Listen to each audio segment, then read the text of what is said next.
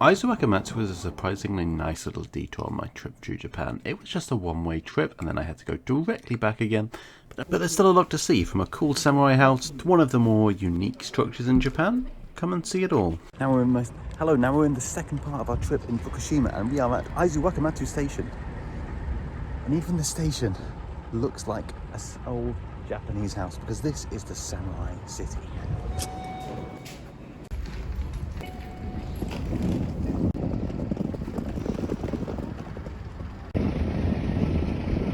And the first thing we're doing at Aizuwakamatsu is going to my hotel to check in, of course. And I'm staying at the Washington Hotel, which looks fancy, but the room itself seems kind of fine.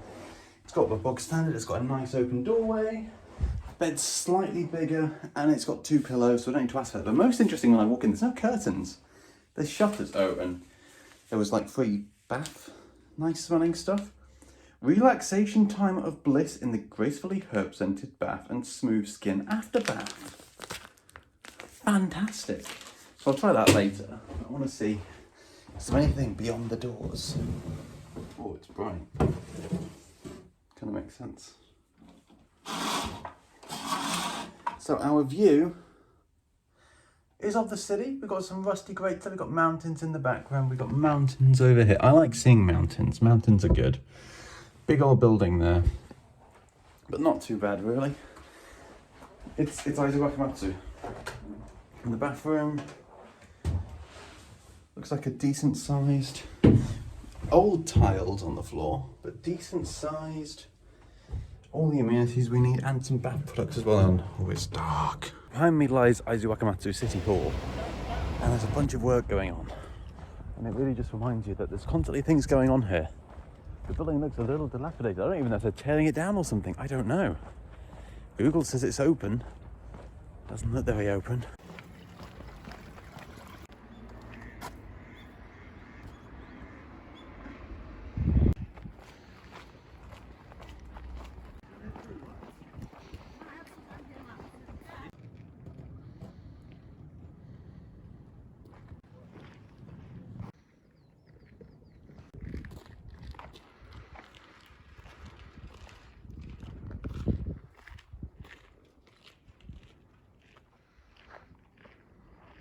And I find myself in front of Suragajo Castle, which was rebuilt in the 1960s after being destroyed in war earlier on. But as it's being rebuilt, the inside's probably somewhat modern. I can imagine after seeing Osaka, so I'm kind of okay to just take in the view and take in the grounds as well.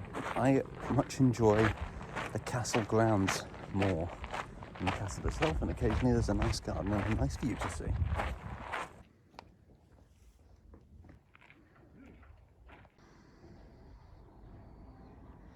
As I record this, it's March, and the bugs have just come out in force. I haven't seen any bugs in the last few months that have been just like swatting around, and there's hundreds here. But there used to be a tower here for moon viewing, and the sun is currently directly over it. I feel if there were a few less trees, it would give just such a wonderful view of the mountains behind. As it stands, let's take a little look, shall we?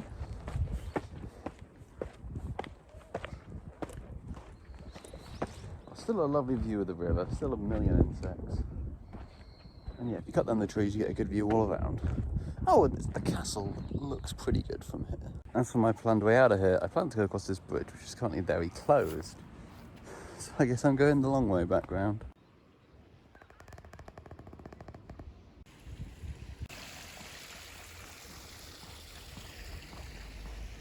It's very interesting exploring again. Fukushima had no snow. Aizuwakamatsu isn't north. Aizuwakamatsu is actually south, and then northeast, west. It's actually southwest, but there's still snow here. And on the train on the way, there was a bunch of snow. So how the snowfall falls in Japan, I do not understand. It's clearly not just north-south as I initially assumed. But I like snow. Not quite in a little black clump like that, but...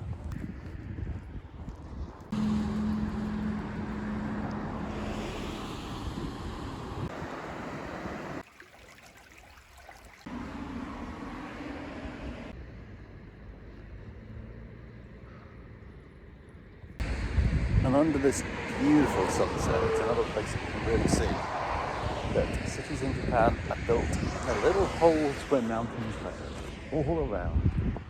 360. Other than I can't see in that direction, there are mountains.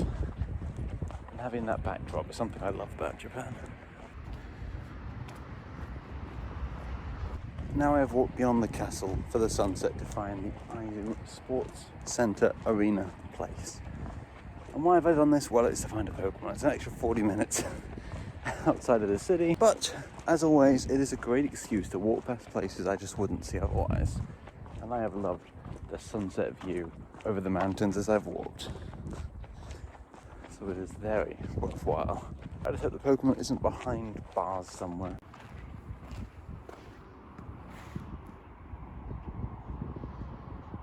And there we go. This one's honestly one of the favourite ones I've seen. Chansey is for Fukushima Prefecture. There's the castle in the background, and Galade's awesome. So they fit a lot in there.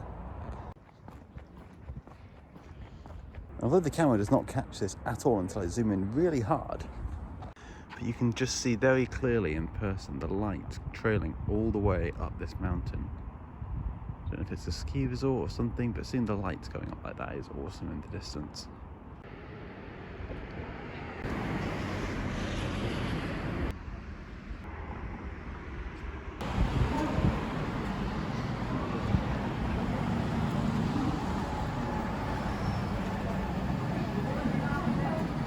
And for dinner I went to a lovely Kitakata ramen shop just by the station.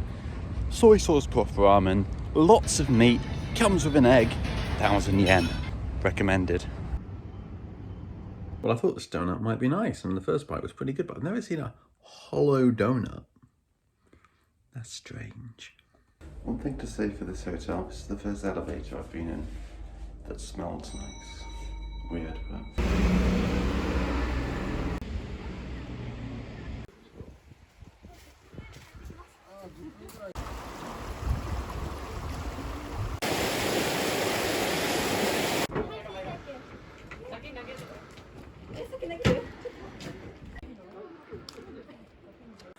Behind me stands Raszero Temple, which is a really interesting design inside, which we're going to see soon. There's 2 staircases leading up, both on different sides. Now this is the oldest wooden building from the mid-Edo era, so I'm excited to take a look.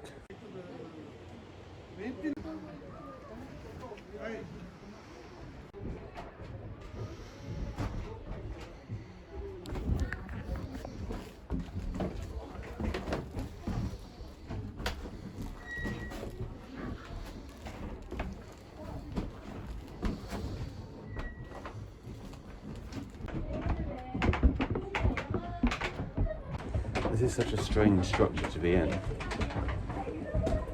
This structure I think is unique in the world for the way it spirals. There's 2 staircases that you can't see the other one. And you go in. And just hidden works of art like this, just all over. And we have reached the top. So many inscriptions.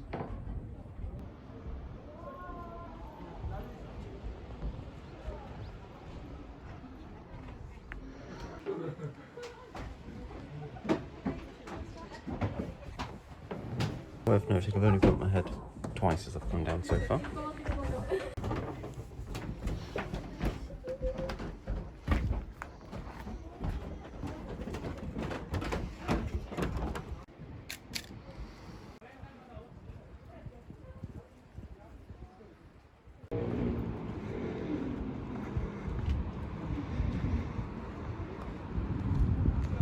One thing that's fascinating about this place is it's still the original form. The next place we're going is rebuilt. So a lot of wooden things in Japan get destroyed because it's high up, it's made of wood.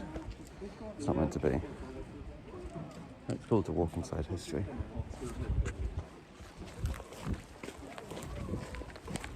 Not that it's not walking inside history if it's rebuilt. So the next place is somewhere that's been rebuilt recently, but with the effort of preserving that historical flair. But before we go there, I can go up from here. There's a bit of a nice view, so let's have a look.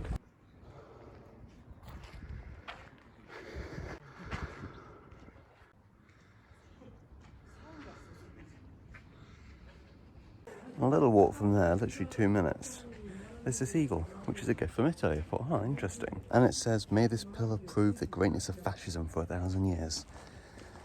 Well, thankfully, this pillar hasn't served this purpose, but it's still a weird thing to be out in Aizuwakamatsu.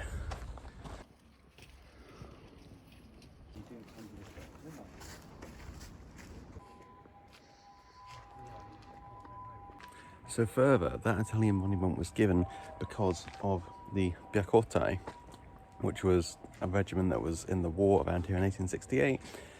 And around here, they all took their own lives. This is their graves, and there is a poem written here, which kind of has turned out true, which I find scary and inspirational and inspiring. Those last two are the same, but anyway, people will visit and their tears will fall upon your graves. You will not be forgotten. And as it turns out, without even meaning to, I have visited, and now I know their story, and now you do, and they will not be forgotten. And we're here at our second destination, and it is an old samurai residence recreated for us to explore.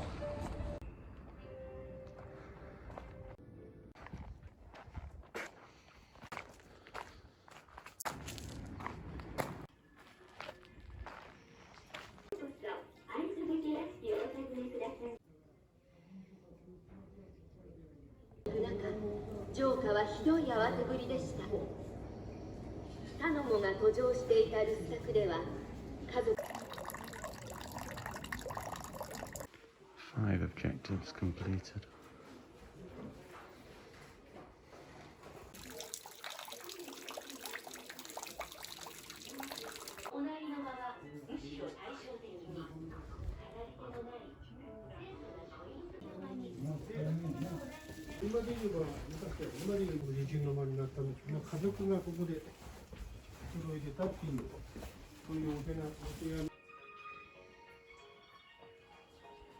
Somewhat of a warm day today from the fact I've got my jumper around my waist. But in here it's actually really cool. So whatever technology they used back then clearly works in March. Hopefully it works in July.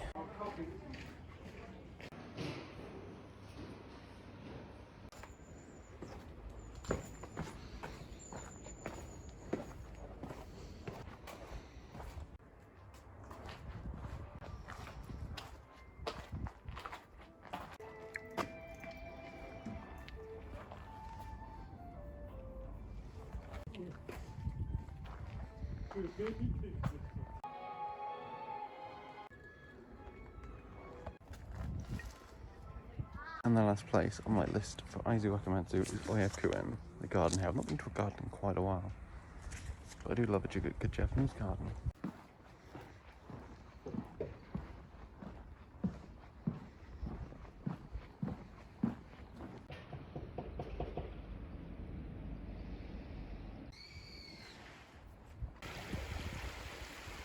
The view is slightly spoiled by the works that they're doing, and there isn't even a discount on the ticket. But it's still nice to just be around the flowing water again. This is a nice little place, and it's only 330 yen to get in, so I can't complain too much.